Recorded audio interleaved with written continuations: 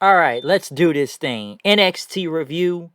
Wake up, wake up. It's the first of the month. Well, what you know what? We can't start this out like that. It's the first of the month, right? It's March, right? What does that really lead us into? NXT in March, but it's something else before we kind of get into the NXT review. So, with the first of the month and it's March and whatnot, I think we gotta set this out right for a minute, all right? So, how about we do this for real? Dress it up and make Going it real real fun. fun.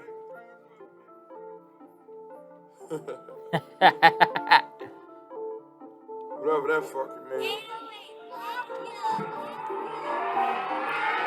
There's something in the styrofoam. Spend the day with my mind blown. Dress it Up, up and go to go to NASA. NASA. 200 miles on the dash. Got about a pound up in gas. Put your lanes in the Grand Rapids. We the one that kept it cool without a nigga till They they start acting. shoot Shoot a a nigga nigga like like a a film, film. man. I'm moving nigga, Go gone down down magic. magic. We Ballin' ballin' like like a a March March Madness. Madness. All All these these cops cops shooting shooting nigga nigga tragic. tragic. I don't wanna live in Lavish. lavish. Like I'm playing For for the the Mavericks. Mavericks. I I ain't ain't wanna wanna fuck fuck the the bitch that might make me fuck her even though she average. Dirty Dirty money money in in the the cup. cup. 45 45 by on the my gut. gut. And then get a tuck. It's money, they ain't rushing. Fuck niggas ain't. Okay. BB. Okay, alright, I'm done. Whew. Alright, I had to do that. It's March Madness. So we gotta kick it off right if it's gonna start off in March. So why not play that song? It's March Madness, folks. It's March the 1st. Wake up, people. It's the first of the motherfucking month. And right now, this is the NXT review. So I had to do that for a reason. Now I feel hyped. So let's do this show. Okay? This show. Whew, good God, this show sometimes, I tell you. NXT, though. Well, we kick it off with a tag team match. The Dirty Dogs, Bobby Roode and Dolph Ziggler, which I gotta say, it was actually nice to hear Bobby Roode's glorious theme song getting spin around, on your little platform. With him being an NXT alumnus and whatnot, it was actually quite nice to hear that song again. So that was cool to hear. But yes, him and Ziggler versus Braun Breaker and Tommaso Ciampa, which I don't know why they have Tommaso Ciampa dressing as Braun Breaker out there, almost like they're trying to be the new Steiner brothers for some reason.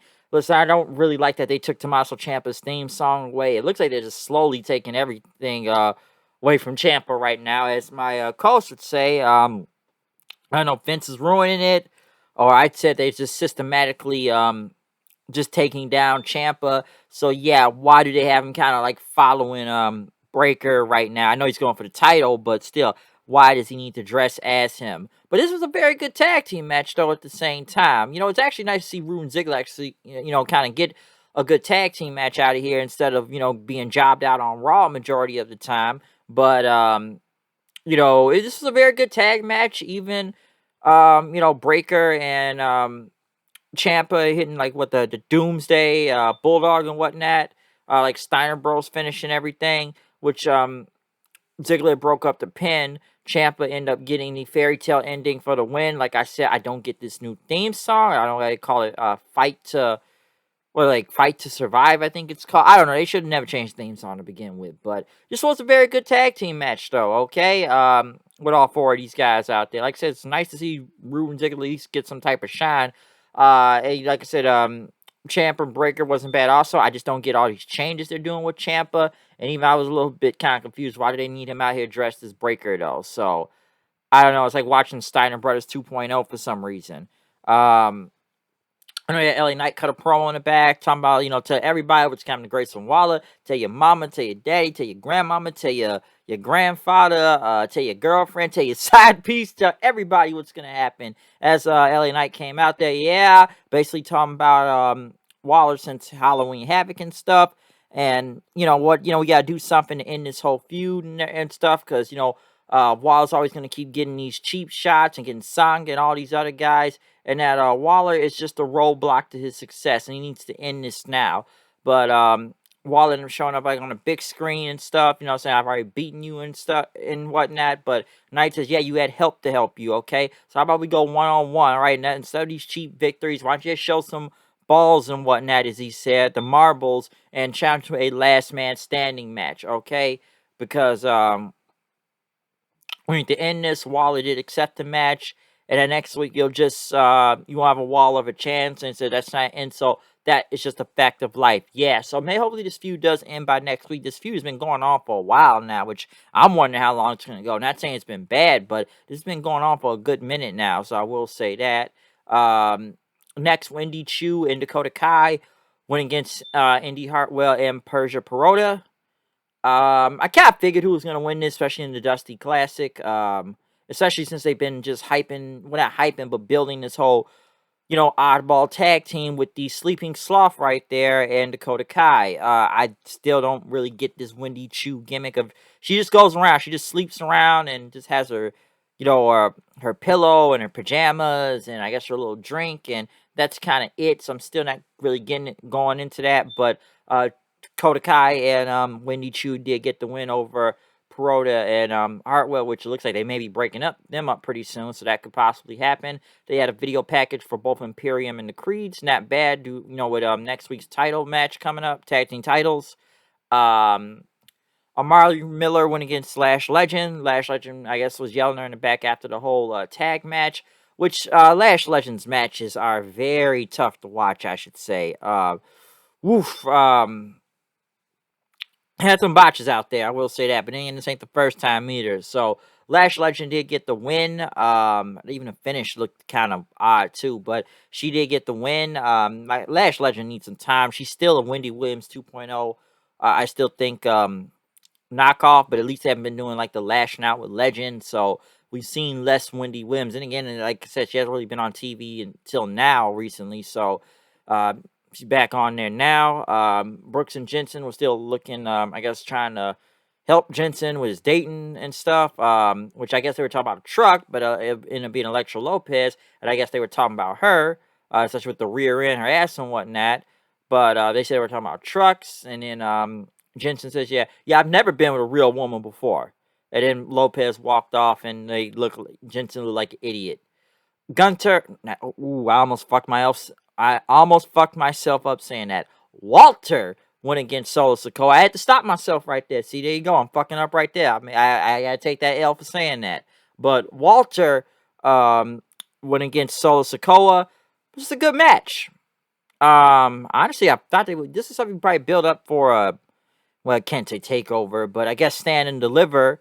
When that comes up, but two big, I don't even want to say giants, but two brawlers out there. Crowd was pretty behind it. Walter did get the win. Like power, putting Sikoa into a sleeper, hit him with 2 power bombs, and make sure he's putting his weight on him for the win. I don't think Walter was ever going to lose this match, anyways. Like I said, he barely beat Walter in general, and even I didn't think Sikoa, like I said, they ended Sikoa's undefeated streak right there. But Sikoa's not bad, but come on, he's not gonna go over Walter here, okay? I don't really see that happening.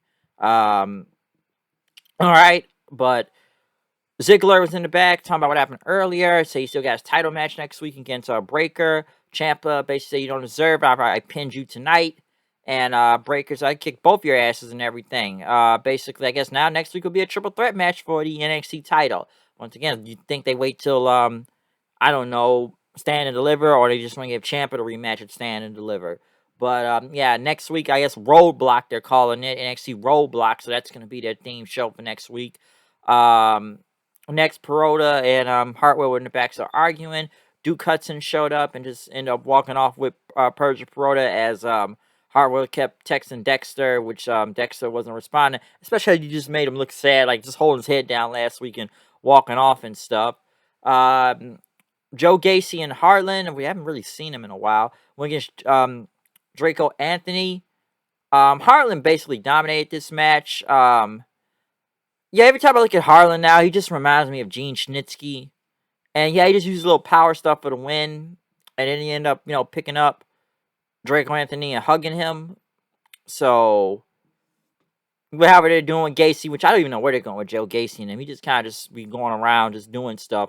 Harlan there, or Parker Bordeaux, or some people try to say he was the next Brock Lesnar. Some would say that's seeing it, and like I say, he's a big guy, but like I say, he just looks more like Gene Snitsky. As for him in the ring, like he looks dominant. I'll say that. I'll say that. But I'm starting to wonder what both of these two are going right now. They just kind of be just doing random stuff. Ivy now was training in the back. Tatum Paxley walked in. I guess trying to apologize for last week. And, Ivy said, "You want to join Diamond Mine? You have to join the hard way." Toxic Attraction was still watching these Dusty Classic tag matches as Raquel Gonzalez and Cora Jade when he gets Ulyssa Leon and Valenta Ferraz. I don't know much about these two, but I actually did kind of like them in the ring. Especially those big dives they did was pretty cool. But yeah, they weren't bad to what I saw. Of course, Gonzalez and Cora Jade were going to get the win, so I'm not really surprised by that. But it's kind of funny. Is anybody going for the NXT Women's title right now, or are they just focusing on the tag match? Because even all the singles competitors got just focused on the tag matches, it looks like right now, and that actually go for the title, I guess, until Stand and Deliver gets around. But I'm wondering, is anybody in the singles match, going for a belt right now, or is all the women they have right now in the tag team, basically, in the whole tag team tournament? So it kind of makes you wonder. But Gonzalez and Jay got the win. There was a whole bunch of, I guess, developmental wrestlers looking at Saray's medallion. Tiffany Stratton just came in, just said she didn't like it, and threw her into the garage door. So, random feud, folks. Random feud. We're fighting over a medallion. Tony D'Angelo stood by the docks. Say he's going to have a match at Stand Deliver somehow. Andre Chase went against Von Wagner. At least Von Wagner doesn't look like he's wearing pantyhose out there. He is still pretty rough to watch. At least they don't give this man a microphone. It wasn't even that bad of a match. Andre Chase basically got distracted since Wagner hit his one of his students out there when he went to check on him. Wagner hit his finisher for the win, and that was kind of it. So the finish was, very predictable and kind of dumb, but they are really trying to get over Von Wagner. At least he's got new gear, but like I said, keep a microphone as far away from this man as much as possible. He is not good on the mic. He's a big dude, but still, don't give him a microphone. Nikita Lyons, I guess, talk about she was blown up on social media last week, and I guess she talked about Lash Legend calling her out. I guess she wants to be on our show next week, so I guess that's gonna happen. Nikita Lyons, man. Everybody knows. Still talk about that feud. But her debut last week. There's a lot saying about it. And like she's good, but even I gotta admit, some people are already saying like this is the next big star. Like we gotta see a little bit more. Like she's good though, or she's a future Hall of Famer. But it's gonna be many arguments. I know when it comes to Nikita Lyons. Listen, we all know she's super thick as hell. Okay, ass is fat as fuck. We do know that, and I'm sure everybody's looking at it as a positive. I still think her gimmick is somewhat all over the place, so whatever they're trying to go with right now. But some people I know have seen it, or they just kind of seen everything about it. But I don't know. Like I said, let's wait a minute before we say the next biggest star in the company. There's potential, but still, let's not jump to conclusions here. But I still think she had a good debut last week. But like I said, everyone's still going off the ass, folks. It's a great ass. So come on, everybody's in agreement to that. Everyone is. But after that, we get to the main event. Carmelo Hayes and Pete Dunne for the NXT North American title. I was wondering how much time they were going to have in this match because they were already getting closer and closer to like the 908 time around here and stuff. Honestly, I don't know why they didn't wait till this match till Stand and Deliver. Like, this is a match you think would happen, but I don't really see how Grimes involved or what it's going to happen with this, but this was a good match. Of course, Trick Williams got involved. Dunne ended up breaking his fingers. Melo pushed him off and hit him with his big, top rope, like leg drop for the win onto Pete Dunne on the back of his head. And after that, he got on the microphone saying the H and still the A champ. And now he says he's going to be taking his, challenge down to Dallas, Texas to Stand and Deliver. I guess he said it was a ladder match or something like that. So probably gonna be more people in that match for us Stand and Deliver. I'm really gonna wonder how many people are gonna show up in Stand and Deliver and what venue they do, and if they'll even sell out big buildings like they did with the Black and Gold NXT and how many fans came there. I'm really still curious of how that's gonna work because are people gonna be that interested to really go? Yes, they're going back on the road, like I said last week. But what's the venue and building they're gonna be at when they're gonna be doing these shows? And will it be like the usual arena like before? I don't know. And maybe it will because it's WrestleMania weekend and basically every wrestling fan around the world goes to WrestleMania. during that time. So I'm not really sure myself. But other than that, though, NXT, I would say up and down throughout the entire night. It wasn't a bad show, though, particular to say. I did like some stuff on here, so it wasn't bad. I don't get some of these changes they keep doing, though. Like I said, with Ciampa and stuff, that's still pretty strange, but yeah, remember this is 2.0 I'm watching here, but the Dusty Women's Classic, and I thought Walter and Sikoa wasn't that bad, and I thought the main event was pretty good too, okay? But NXT, man, still a lot to say about that, okay? But wake up, it's the first of the month. I already said that before. Comment, subscribe, follow me on Twitter at HoodieKnight890. It's March Madness and everything, so yeah, March, folks, March. But yeah, I'm out of here. I'll see you guys later. Like I said, comment, subscribe. Follow me on Twitter at HoodieKnight890. This is the NXT review and whatnot. So yeah, I'm out. See you guys then. Peace.